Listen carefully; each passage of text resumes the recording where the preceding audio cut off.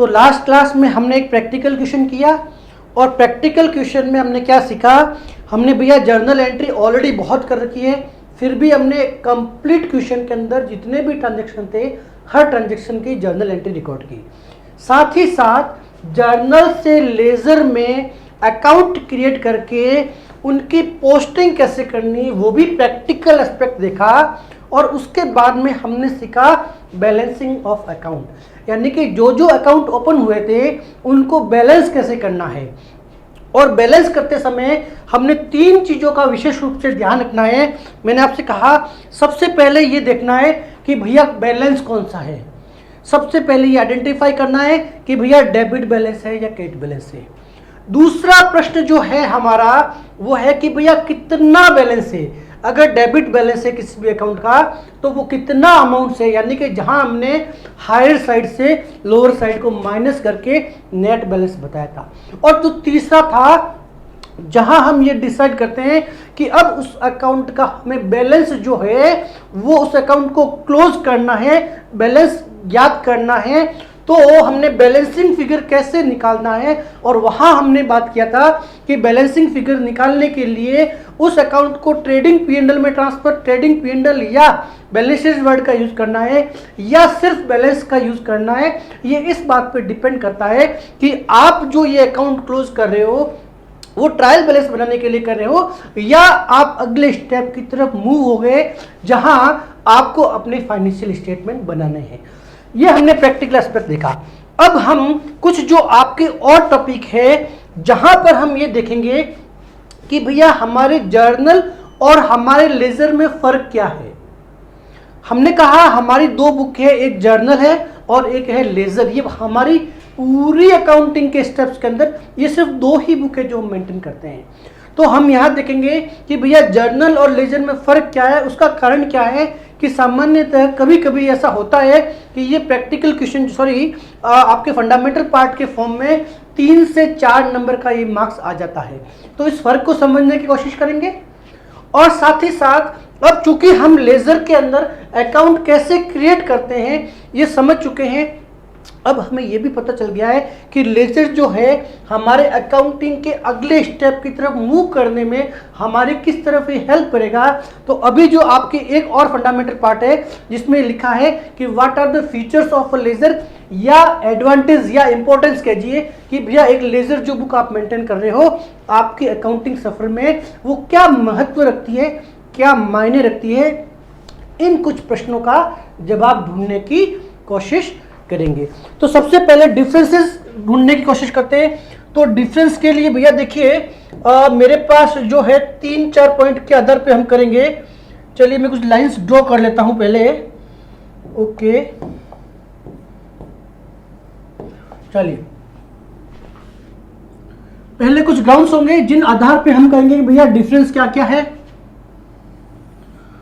फिर जर्नल में क्या होता है और लेजर में क्या होता है ये भी हम समझने की कोशिश करेंगे। चलिए तो पहला जो पॉइंट है जिस ग्राउंड पे हम ये देखेंगे कि सबसे पहले कि भैया अगर जर्नल जो बुक लिख रहे हैं उसमें क्या होता है वो क्या है, और हमारा जो लेजर है हमारी जो लेजर बुक है वो क्या है, और कौन से आधार है, कौन से बेसिस है जिस आधार पे हम डिफरेंस ढूंढने की कोशिश करेंगे। 1 by 1 point by point solve करने की कोशिश करते हैं और समझते हैं। चलिए सबसे पहले किस आधार पर, तो सबसे पहले भैया हम जो ये बुक्स मेंटेन कर रहे हैं ना, हमने कहा ये भी बुक है और ये भी बुक है, तो इस बुक का नेचर कैसा है। तो पहला जो मैटर है वो है भैया नेचर। नेचर के आधार पर हम ढूंढने की कोशिश करेंगे कि भैया नेचर ऑफ बुक, ये जो 2 बुक लिख रहे हो इन दोनों का नेचर क्या है, इनके नाम क्या क्या संबोधित किए जाते हैं। तो मैंने आपसे कहा कि जो हमारा जर्नल है, जो हमारे जर्नल बुक है उसको हम प्राइमरी बुक कहते हैं। और प्राइमरी बुक क्यों कहते हैं इसका रीजन जब हमने जर्नल का चैप्टर किया था बहुत डिटेल में कहा था। हमने कहा प्राइमरी मतलब पहली बुक होगी। जर्नल हमेशा हमारी पहली बुक होती है हमारे अकाउंटिंग सफर की, जहां से शुरुआत होती है, इसलिए हमने प्राइमरी कहा। इसके अलावा हमने कहा book of original entry, book of original entry भी इसी नाम से संबोधित करते हैं। ये इसके नेचर को डिफाइन करते हैं। और एक और नाम दिया था, वो कहा था book of principal, principal book भी कहा था। हमने कहा था कि प्रिंसिपल बुक का मतलब ये होता है कि जहां आप ट्रांजैक्शन को रिकॉर्ड करते समय हमारे डेबिट और क्रेडिट का जो प्रिंसिपल है कि भैया दो अकाउंट को आइडेंटिफाई करके जितना अमाउंट डेबिट में जा रहा है उतना का उतना अमाउंट क्रेडिट में होगा। ये जो हमारा ड्यूल अकाउंटिंग सिस्टम का जो कंसेप्ट है, इस कंसेप्ट को फॉलो करते हुए अगर आप कोई भी बुक लिखते हो तो वो जो है हमारी क्या कहलाती है, book of principal. Principal book, यहाँ आप अकाउंटिंग के प्रिंसिपल को फॉलो कर रहे हो। तो इस पार्ट को मैं वहां पे ऑलरेडी डिटेल में बहुत ज्यादा करा चुका हूं, ठीक है भैया। तो यहाँ पे हम इसको ज्यादा डिटेल में डिस्कस नहीं करेंगे, हम सिर्फ यहाँ पे दोनों के बीच में बेसिक मोटा मोटी फर्क क्या है, 6 से 7 पॉइंट अगर आप 3 से 4 मार्क्स के लिख दोगे तो मेरे हिसाब से सफिशिएंट है आपको अच्छे खासे मार्क्स आने के लिए। यहाँ पे जो हम लेजर है इसको हम बुक ऑफ फाइनल एंट्री शब्द का प्रयोग देते हैं। बुक ऑफ फाइनल एंट्री का मतलब ये हुआ कि अब इसके बाद में और कोई बुक नहीं है भैया। मैंने कहा चाहे आप एरर ढूंढने के लिए ट्रायल बैलेंस बनाएंगे या फाइनेंशियल स्टेटमेंट बनाएंगे, P&L बनाएंगे, ट्रेडिंग बनाएंगे या बैलेंस शीट बनाएंगे, ये सारे के सारे स्टेटमेंट के फॉर्म में आएंगे, 1-2 पेज के फॉर्म में आएंगे। अब बुक कोई भी नहीं है, बुक बस होगी भैया पहली बुक ये और दूसरी बुक ये। कंफ्यूज मत होना, आगे डिटेल में समझेंगे कि कई बार हमारा वर्कलोड को कम करने के लिए हम जर्नल के सब्स्टिट्यूट के फॉर्म में, यानी कि जर्नल की जगह हम कुछ सब्सिडरी बुक मेंटेन करेंगे, तो वो एक्चुअली इसकी जगह मेंटेन कर रहे हैं, तो वो जर्नल ही है, कोई तीसरी स्टेज की बुक नहीं है। उस पॉइंट के साथ आपको कंफ्यूजन नहीं होना है। दूसरा जो पॉइंट है हमारा जो है कि भैया जो हमारा जो बुक लिखते हैं उसका प्रिपरेशन का बेसिस क्या होता है। चलिए, दूसरा होता है बेसिस फॉर प्रिपरेशन, मतलब वो कौन सा आधार है जिसके आधार पर हम इन बुक्स को लिखते हैं। वो कौन सा डॉक्यूमेंट है इस बुक को लिखने के लिए, वो हमें चाहिए ही चाहिए, ऑप्शन नहीं है भैया। तो देखिए, जर्नल हमने कहा जो सोर्स डॉक्यूमेंट है, सोर्स डॉक्यूमेंट जो होता है हमारा वो बेस होता है जिसके आधार पर हम जर्नल की पूरी बुक लिखते हैं। हालांकि मैंने आपको सोर्स डॉक्यूमेंट चैप्टर नहीं कराया है, परंतु जर्नल के चैप्टर में बेसिक पार्ट जरूर बताया है, जहां पे मैंने कहा था कि भैया जो भी ट्रांजैक्शन हुआ उसका कोई न कोई हमें आधार चाहिए, कोई न कोई एविडेंस चाहिए। वो एविडेंस क्या हो सकते हैं, किस तरह से हो सकते हैं, किस तरह से बनाने हैं, वो एक अलग मैटर है। फिर फिलहाल ये समझिए कि ये जो सोर्स डॉक्यूमेंट होता है, वो सोर्स डॉक्यूमेंट ये प्रूफ करता है कि जो ट्रांजैक्शन हमने रिकॉर्ड किया है ना, वो वास्तव में हमारे बिजनेस में हुआ है, वो डमी नहीं है। आपने किसी से माल खरीदा, सामने वाले पार्टी का बिल आया होगा, परचेज इनवॉइस, ये हमारे लिए क्या है, सोर्स डॉक्यूमेंट। हमने किसी पार्टी को माल बेचा, हमने सेल्स इनवॉइस जनरेट किया होगा। हमने कोई खर्चा किया, कोई मशीनरी का रिपेयरिंग करवाया तो रिपेयरिंग का बिल आया होगा। हमने कोई मशीनरी परचेज की है तो उसका भी सामने वाली पार्टी का बिल आया होगा। हमने हमारी बाइक के अंदर, ऑफिस की गाड़ी के अंदर पेट्रोल भराया तो पेट्रोल का जो बिल आया होगा, वो सोर्स डॉक्यूमेंट। ये वो डॉक्यूमेंट है जिसके आधार पे, जिसको एविडेंस रख के हम जर्नल के अंदर एंट्री करते हैं। परंतु अगर मैं बात करूं हमारी जो लेजर बुक है, लेजर बुक लिखने के लिए हमें इसके पीछे जानने की जरूरत नहीं है। यानी कि अब सोर्स डॉक्यूमेंट लेजर के अंदर जब हमने अकाउंट ओपन किया और हमने लास्ट क्वेश्चन में देखा कि जब हम जर्नल से लेजर में एंट्री पोस्ट कर रहे हैं ना, उस वक्त ना तो हमें नरेशन पढ़ने की जरूरत है, ना ही हमें सोर्स डॉक्यूमेंट देखने की जरूरत है। हमारे पास जो जर्नल की एंट्री आ गई, जो हमारे पास जर्नल की एंट्री आ गई, बस वही फाइनल है।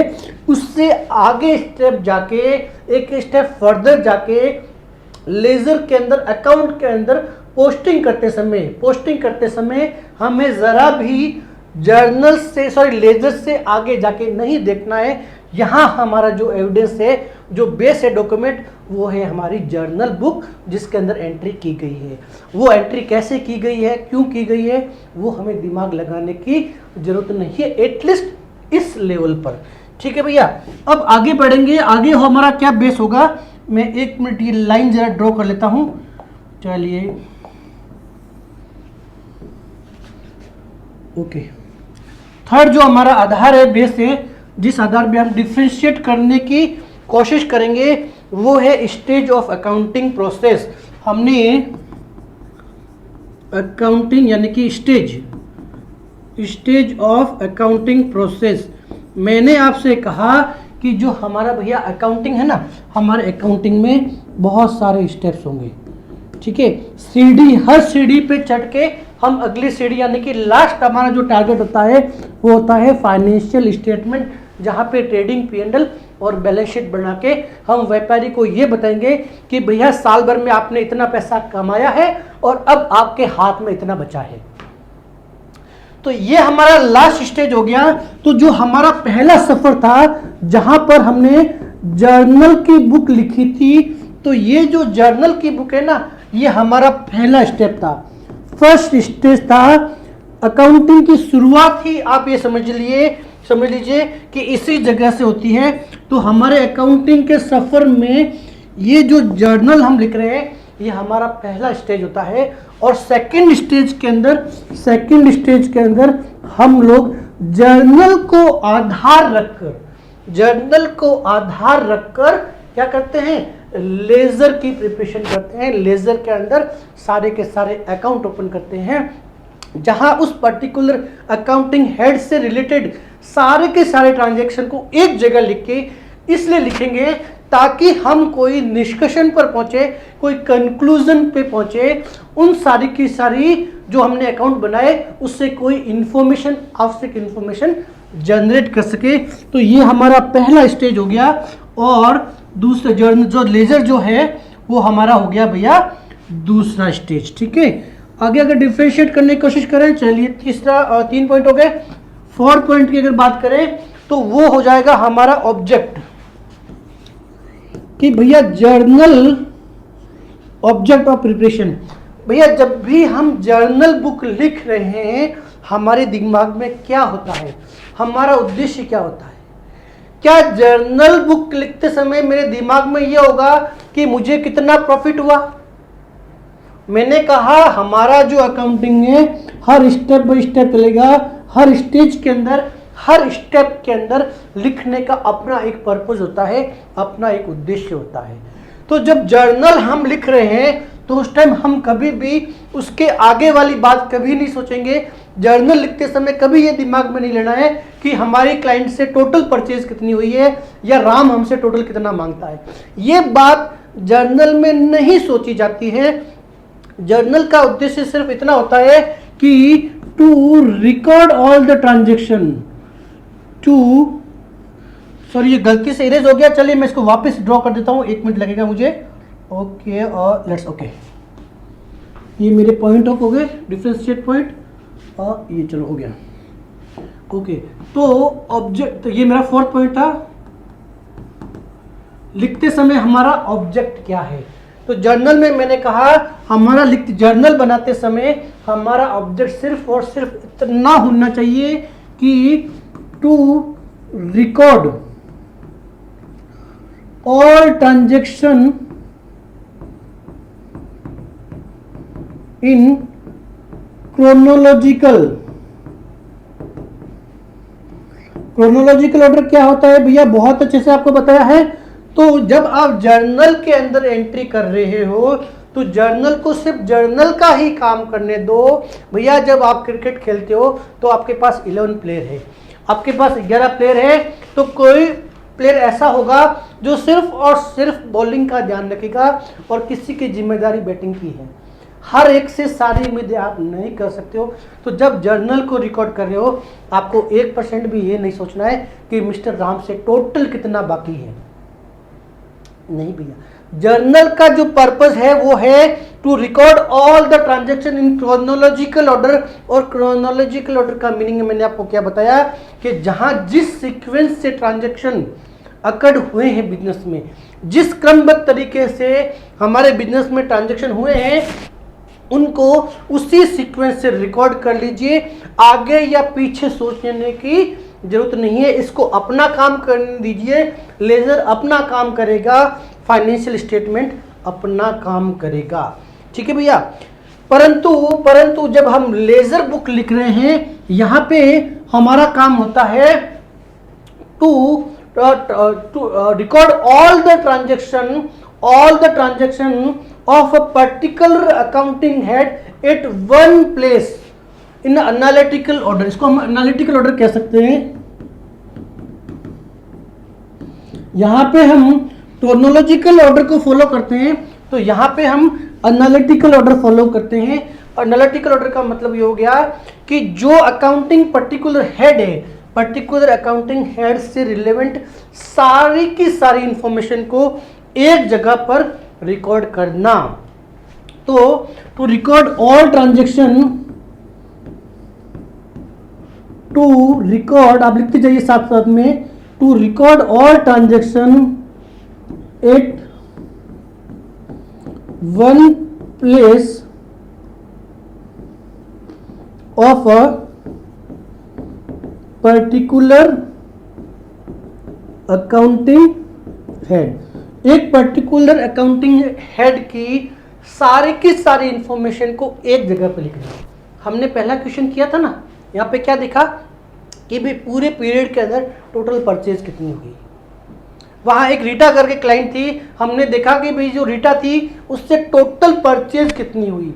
हमने देखा रोहित से during the period total sales कितनी हुई, और अब हम उनसे कितना पैसा मांगते हैं। तो analytical order of a particular account, एक अकाउंट को इस तरह से मेंटेन करना कि उससे जो इंफॉर्मेशन चाहिए वो बिना एक्स्ट्रा परिश्रम किए फटाक से हमारे सामने आ जाए। ये उद्देश्य होता है हमारा कहाँ पर, जब हम लेजर के अंदर अकाउंट को मेंटेन कर रहे हैं। अगला जो पॉइंट है हमारा, ये हमारे 4 पॉइंट हो गए, 1-2 पॉइंट और लिख लेते हैं, चलिए कोई बात नहीं। हालांकि काफ़ी पॉइंट्स है, 50 लिख दीजिए, कोई फर्क नहीं पड़ता है, पर अननेसेसरी। एटलीस्ट 3 नंबर का मार्क्स आता है, तो आप कोशिश कीजिए कि 6-7 पॉइंट तो हमें लिखने ही है। चलिए ये हो गया हमारा काम। अगला पॉइंट लिख लीजिए आप, फॉर्मेट क्या होता है भैया। तो हमने देखा कि जो हमारा जर्नल जो है उसके अंदर 5 कॉलम का एक फॉर्मेट बनता है। 5 कॉलम का एक फॉर्मेट बनता है। कौन कौन से कॉलम थे? हमने सबसे पहले देखा भैया डेट है, पर्टिकुलर है, उसके बाद में क्या हो गया लेजर फोलियो। लेजर फोलियो हो गया एक डेबिट वाला अमाउंट और एक क्रेडिट वाला अमाउंट। ये हमारा फॉर्मेट हो गया जर्नल को मेंटेन करते समय। परंतु जब हम लेजर मेंटेन करेंगे तो हमारा टी फॉर्मेट काम आता है, और टी फॉर्मेट के अंदर हमने 2 साइड डिसाइड की थी, एक डेबिट वाली और क्रेडिट वाली, और यहाँ पे हमारे पास 4 कॉलम आ गए थे। इसी प्रकार यहाँ पे भी हमारे पास 4 कॉलम थे, जो कि सबके सब रिपीटेशन है, इसके लिए यहाँ मेरी थोड़ी स्पीड ज़्यादा है। 4 कॉलम कौन से देखे थे भैया? डेबिट में हमने डेट देखा, पर्टिकुलर देखा, यहाँ पे हमने देखा जर्नल फोलियो होगा, और साथ ही साथ अमाउंट होंगे। इसी प्रकार जो हमारा क्रेडिट साइड है उसमें भी ये 4 कॉलम होंगे। तो ये हमने देखा भैया हमारा फॉर्मेट के हिसाब से फर्क। और एक पॉइंट और लिख सकते हैं कि इस प्रोसेस का नाम क्या होता है। जब हम किसी भी ट्रांजैक्शन को देखकर उसको जर्नल में रिकॉर्ड करने तक का जो काम करते हैं ना, इसको हमने नाम दिया है जर्नलाइजिंग। इसको नाम क्या दिया है? ठीक है भैया। जब भी हमने एक ट्रांजैक्शन को पहली बार देखा और देख के ये इच्छा हुई कि भैया इसको तो जर्नल में रिकॉर्ड कर दें, तो जब आपने ट्रांजैक्शन को देखा, उसमें से अकाउंट आइडेंटिफाई किए, rule for debit and credit लगाए, और आपने उसको रिकॉर्ड कर लिया। तो ये पूरा जो स्टेप है ना, जब कोई पूछेगा आप क्या कर रहे हो, आप कहोगे भैया मैं जर्नलाइजिंग का काम कर रहा हूँ।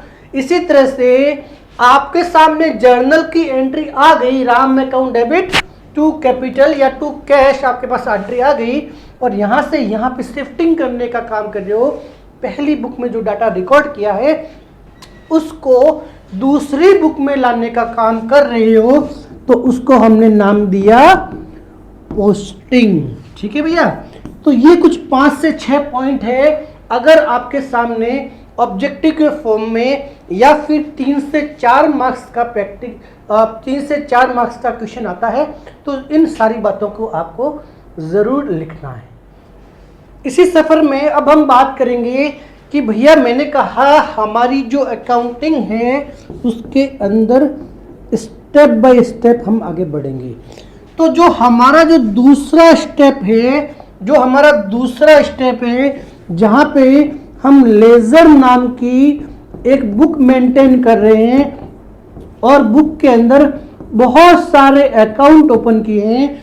तो ये जो हम बुक लिख रहे हैं ना, इसके एडवांटेज क्या क्या है, इसके फायदे क्या क्या है।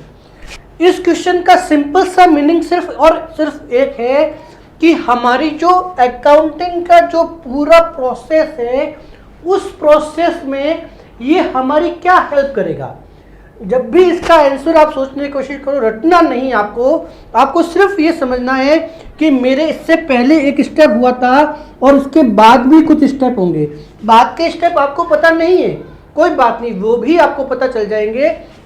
तो फिलहाल सिर्फ ये समझना है कि मेरा जो अकाउंटिंग प्रोसेस है, इस अकाउंटिंग प्रोसेस में ये जो लेजर नाम की जो बुक है जहाँ पर हमने सारे के सारे अकाउंट मेंटेन किए हैं, किस फॉर्म में, एनालिटिकल ऑर्डर में किए हैं। यानी कि जहाँ पर हमने देखा कि एक पर्टिकुलर अकाउंटिंग हैक से रिलेवेंट सारे इंफॉर्मेशन को एक जगह पे लिख के उससे रिलेवेंट इंफॉर्मेशन को बिना टाइम वेस्ट किए क्विक से ऑब्टेन कर लेते हैं। तो ये प्रोसेस जो है हमारी किस तरह से हमारी अकाउंटिंग में हेल्प करेगा, उस एंगल से अगर सोचोगे तो वही हमारी इंपॉर्टेंस है और वही हमारा एडवांटेज है। अलग से कोई एंगल आपको सोचने की जरूरत नहीं है।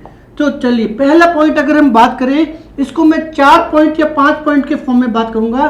तो पहली जो बात है जो मुझे लगता है कि भैया ये देखिए पहला पॉइंट है, इसके अंदर आप इस तरह से डायग्राम के फॉर्म में भी बना सकते हैं। 4 एडवांटेज है। आप हेडिंग दीजिए, कभी भी जब भी आपके सामने कोई क्वेश्चन आए ना तो उसको आप प्रॉपर एक प्रेजेंटेशन बनाइए इस तरह से। ये सब आपस में लिंक है, ठीक है ना, इस तरह से, ताकि एग्जामिनर, यहाँ पे आप पहला पॉइंट लिखिए।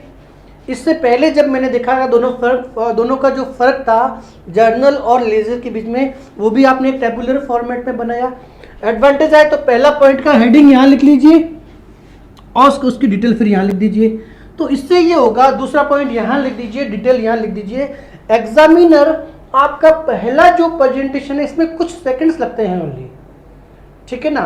पहला प्रेजेंटेशन देख के ही, सिर्फ इतना देख के ही आपको पूरा मार्क्स दे देगा। वो कहेगा भैया बच्चे को नॉलेज है पूरा। तो जब भी आपके सामने किसी भी थियोरेटिकल क्वेश्चन का आंसर देने की बात आती है तो इतना बढ़िया प्रेजेंटेशन बना दीजिए, कुछ सेकंड लगेंगे, 30-40 सेकंड एक्स्ट्रा लगेंगे, पर उस प्रेजेंटेशन के अंदर ऐसा कुछ कर दीजिए कि जो आपका एग्जामिनर है उसको नीचे का देखना ही ना पड़े। ये देख के उसको पता चल जाएगा कि भैया बच्चे को सब कुछ पता है, ठीक है। तो एडवांटेज के अंदर पहली जो बात लिखी, यहाँ पे आप वर्ड लिख दीजिए भैया एनालिटिकल ऑर्डर।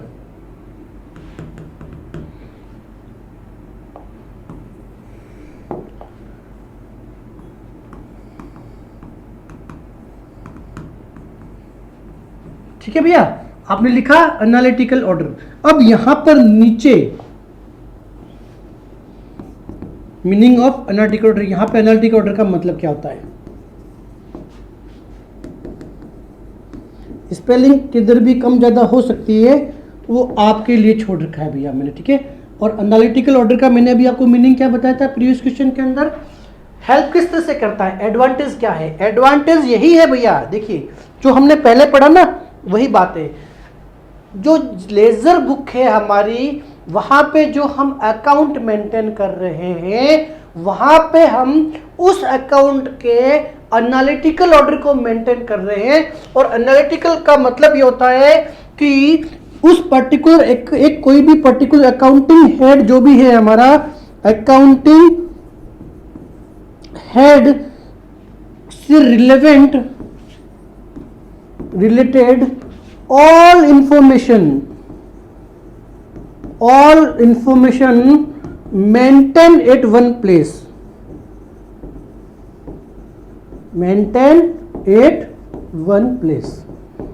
कि भैया जितने भी अकाउंटिंग हेड हमारी बुक्स में आए हैं उनसे रिलेवेंट सारी की सारी इंफॉर्मेशन को एक जगह पे लिखेंगे। यही हमारा कहलाता है एनालिटिकल ऑर्डर। यही हमें फायदा मिलता है लेजर से।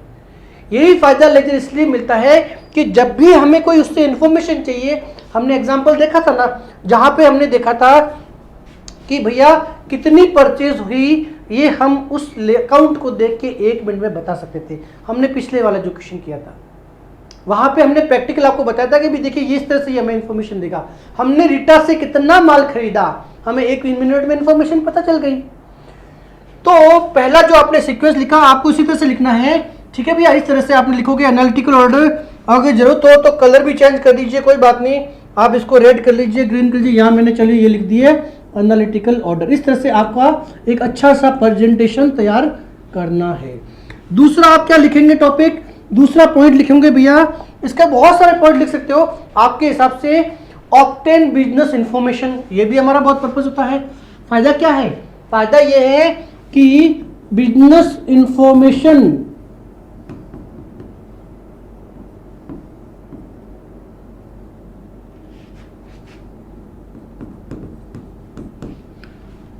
To obtain business information. नीचे आप थोड़ा सा डिटेल में लिख लीजिए इसके बारे में कि भैया क्या मीनिंग है। सेकंड पॉइंट जो हमने बताया, टू ऑब्टेन बिजनेस इंफॉर्मेशन।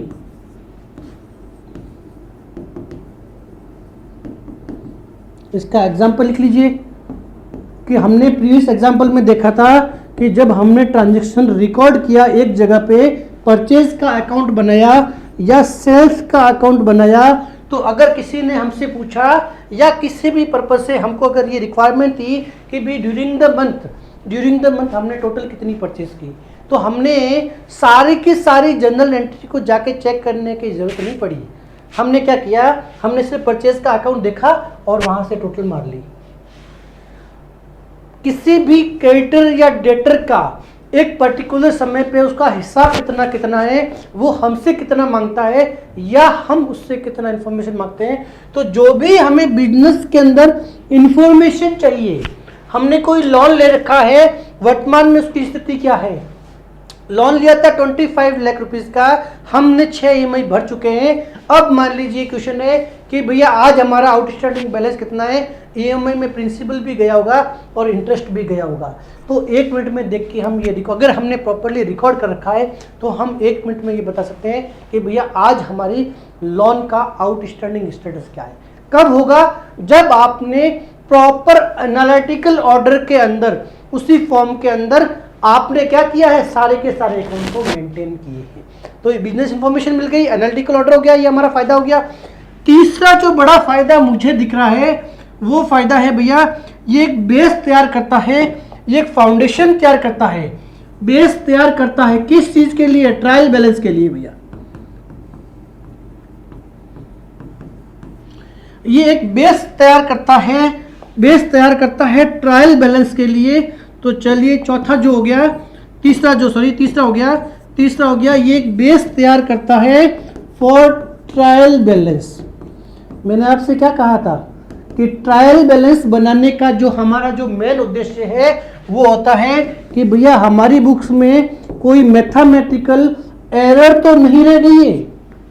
अगर कोई मैथमेटिकल एरर रह गई है तो आगे जब हम ट्रायल बैलेंस बनाना सीखेंगे वहां पे हम देखेंगे कि जो हमारी डेबिट जो हमने अकाउंट बैलेंस किए थे ना, अकाउंट बैलेंस किए थे, हर अकाउंट का किसी का डेबिट बैलेंस निकाला, किसी का क्रेडिट बैलेंस निकाला, उनको जब समराइज करेंगे तो आप देखोगे बहुत बड़ा सरप्राइज क्या होगा कि डेबिट की जो जोड़ है, जिन जिन अकाउंट को हमारा डेबिट बैलेंस है, उन सारे अकाउंट की जब हम जोड़ करेंगे ना तो हम देखेंगे, और जब क्रेडिट वालों की जोड़ करेंगे ना हम देखेंगे दोनों बिल्कुल बराबर होंगे, एक पैसे का फर्क नहीं आ सकता है। हो सकता है हमारे अकाउंटिंग स्टेप में हमारी जो नंबर ऑफ एंट्री है ना 1000, 2000, 5000, 50000, 5 लाख हो, कोई फर्क नहीं पड़ता है।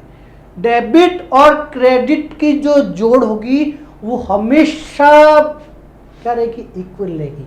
यही तो ब्यूटी है सबसे बड़ी हमारे इस अकाउंटिंग प्रोसेस की, कि यहाँ पे कितने भी ट्रांजैक्शन हो जाएंगे, आप देखना, ये मेरा चैलेंज है। जब हम आगे ट्रायल बैलेंस बनाएंगे तो हम देखेंगे कि भैया जो हमारे जो अकाउंट के बैलेंसेस आएंगे, जिनके डेबिट बैलेंस होंगे और कुछ अकाउंट उनके होंगे जो क्रेडिट बैलेंस होंगे, चाहे 5000, 5 लाख अकाउंट क्यों नहीं बन जाए, पर दोनों की जो जोड़ है ना वो बराबर रहेगी। जितना डेबिट होगा बैलेंस उतना ही क्रेडिट होगा। और अगर ऐसा नहीं हुआ तो आप ये मत समझ लेना कि हमारी अकाउंटिंग का प्रोसेस खराब है। नहीं भैया, हम गलत नहीं है, आप गलत हो। आपने जर्नल एंट्री रिकॉर्ड करते समय कोई गलती की है। हमारा जो ये रूल है कि डेबिट के अकाउंट के जो जोड़ है वो क्रेडिट के बराबर आएगी, ये हमारा सार्वभौमिक सत्य है। ठीक उतना ही जितना हमने कहा कि भैया सूरज हमेशा पूर्व में उगता है तो हमारी जोड़ बराबरी होगी। हम गलत नहीं हो सकते। अगर आपकी जोड़ गलत हुई, सीधा सा मीनिंग है आपने गलती की है अकाउंटिंग करते समय। बैक डेट जाके चेक करेंगे गलती कहाँ हुई है। कैसे चेक करेंगे? गलती पकड़ेंगे, उसका सुधार भी करेंगे और फिर आगे बढ़ेंगे। तो अभी तो बहुत सारे चक्कर बाकी है भैया, ये तो शुरुआत है। तो बात करेंगे कि भैया जो हमारा लेजर बुक है, लेजर बुक में जो हम अकाउंट्स लिख रहे हैं, उनको बैलेंस कर रहे हैं, उनका बैलेंस फाइंड आउट करने की कोशिश कर रहे हैं, ये जो बैलेंस है ये हमारे अगले स्टेप की तरफ हमारा एक फाउंडेशन तैयार कर रहा है। तो एक बेस तैयार करता है जहां हम ये चेक करते हैं कि अब तक के जो 2 अकाउंटिंग के स्टेप्स आए इसमें कोई मैथमेटिकल एरर तो नहीं रह गई है। साथ ही साथ जो हमारा ये है अकाउंटिंग प्रोसेस है, ये बेस तैयार करता है। किसका बेस तैयार करता है भैया? ये बेस तैयार करता है फॉर फाइनेंशियल स्टेटमेंट। आगे समझेंगे, फाइनेंशियल स्टेटमेंट के लिए भी एक बेस तैयार करेगा। आगे हम समझेंगे कि भैया फाइनेंशियल यानी कि चौथा जो हमारा पॉइंट हो गया, जहां पे हमने देखा चौथा जो हमारा पॉइंट हो गया, 4th पॉइंट, जहां पे हमने देखा कि जो हमारा जो लेजर बुक है वो एक बेस तैयार करती है। लेजर बुक एक बेस तैयार करती है हमारे फाइनेंशियल स्टेटमेंट बनाने के लिए। फाइनेंशियल स्टेटमेंट बनाने के लिए बेस तैयार करती है। तो हम क्या करेंगे, फाइनेंशियल स्टेटमेंट में ट्रेडिंग अकाउंट बनाएंगे। उसके अंदर कौन से अकाउंट आएंगे समझते हैं। आगे कैसे आएंगे, उनके बैलेंसेस कितने कितने लेके आने सीखे थे ना। वो P&L में कौन से अकाउंट आएंगे, उनके बैलेंस कैसे लेके आने हैं, और कौन कौन से ऐसे अकाउंट होंगे जो हम बैलेंस शीट में लेके जाएंगे।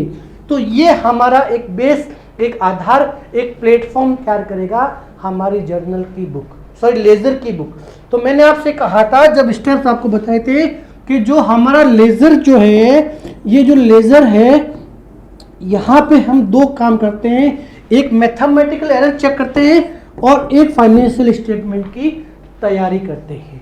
तो अगर आपके सामने क्वेश्चन आए कि भैया एडवांटेज कह दीजिए, इंपॉर्टेंस कह दीजिए, सिग्निफिकेंस कह दीजिए कि what are the significance of a ledger, generally 2 से 3 मार्क्स का आ सकता है, या ये हो सकता है आपके MCQs के फॉर्म में आए, आपको 4 से 5 बातें लिखी होगी, 4 से 5 बातें लिखी होगी।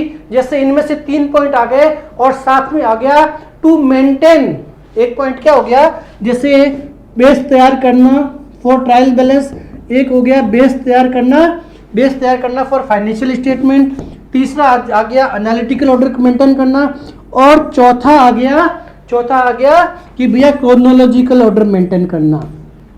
ट्रू इसमें से जो इससे लिंक नहीं है उस पॉइंट को बताइए। अब आपको जब पूरा पता है मामला तो आपको पता चलेगा कि भैया ये जो क्रोनोलॉजिकल वाला ऑर्डर है ना, ये हमारे लेजर का पार्ट नहीं है। तो हमें इनमें से जो इससे रिलेवेंट नहीं है उसको अलग आइडेंटिफाई करना पड़ेगा। तो एमसीक्यूज में ABC ऑप्शंस में हो सकता है, इस तरह से हमारे सामने क्वेश्चन आएगा। दूसरा क्या हो सकता है, ट्रू और फॉल्स के फॉर्म में आ सकता है, ट्रू या फॉल्स के फॉर्म में आएगा। तो यहां पे इस तरह से लिखा जाएगा कि purpose of the ledger book is to maintain a chronological order, आगे आएगा ट्रू और false, to maintain analysis order, analytical order, true और फॉल्स। इस तरह से भी इन्हीं क्वेश्चन को पूछा जा सकता है। तो हमें सिर्फ प्रैक्टिकल क्वेश्चंस पे भी नहीं करना है, प्रैक्टिकल क्वेश्चन भैया मैं सारे कराऊंगा, वो मेरी हेडेक है, आपको टेंशन लेने की जरूरत नहीं है, ठीक है भैया। तो ये चीज हो गया, आपको ये सारे पॉइंट्स लिखने हैं। अगर बात करते हैं किस बात की भैया, एक लेजर बुक का सिग्निफिकेंस क्या है, इंपॉर्टेंस क्या है, ठीक है ना, तो और एडवांटेज क्या है, तो ये बातें आपको लिखनी है। जहां क्वेश्चन में या तो एमसीक्यूज शॉर्ट टाइप क्वेश्चंस के फॉर्म में अगर आपके सामने क्वेश्चंस आता है। अब आगे बात करूंगा कि भैया हमारे जो लेजर है उसके फीचर्स क्या होते हैं और उसकी यूटिलिटी क्या है, उसका यूज क्या है। भैया देखिए यही यूज है, इन्हीं बातों को घुमा घुमा के लिखना है।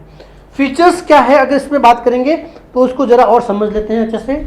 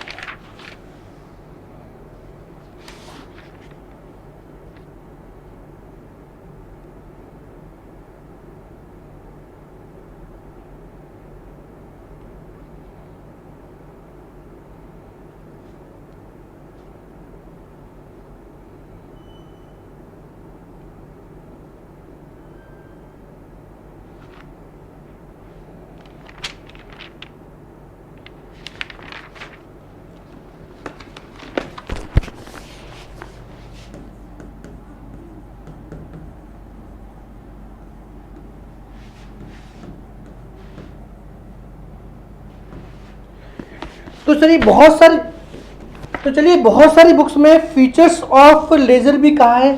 तो भैया जो मैंने अब तक रिपीट किया ना वही, उसके अलावा कुछ भी नया नहीं है। सबसे पहले फीचर्स में क्या कह रहा है भैया, ledger is a master record of all the account of the business. भैया देखिए एक मास्टर बुक है, ये एक मास्टर बुक है, ठीक है, एक मास्टर बुक है जहां पे ये ऑल अकाउंट से रिलेटेड सारी इंफॉर्मेशन को लिखा जाता है। तो भैया क्या कोई नई बात बताइए आपको, जो हमने प्रीवियस आधे घंटे में बात की है ना, उन्हीं शब्दों को थोड़ा सा इधर या उधर जोड़ तोड़ के आपको लिखना है। वही आपके फीचर्स है, वही आपके एडवांटेज है, वही आपकी यूटिलिटी है और वही आपके इंपॉर्टेंस है ऑफ अ लेजर बुक। उसके बाद में कहता है it is prepared from journal. भैया आपको पता नहीं है, ये जर्नल के बेस क्या होता है इसका, ये जर्नल के आधार पर बनाई जाती है। तो क्या भैया अब आप इतने बड़े हो चुके हो, आपको पता नहीं इसका बेस क्या है हमारा, तो जर्नल के आधार पर बनाई जाती है। Ledger account show the current balance of all the account, हमने कहा ना करंट बैलेंस बताती है भैया, ये हमें करंट बैलेंस बताती है।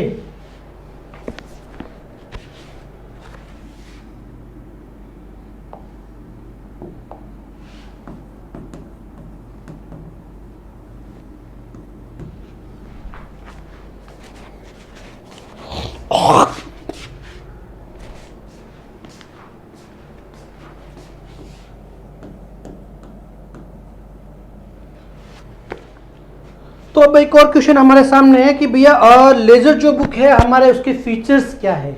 तो भैया देखिए, जो आधे घंटे में, पिछले आधे घंटे में मैंने इतनी बड़ी रामायण गाई ना, उन्हीं शब्दों का जोड़ तोड़ है।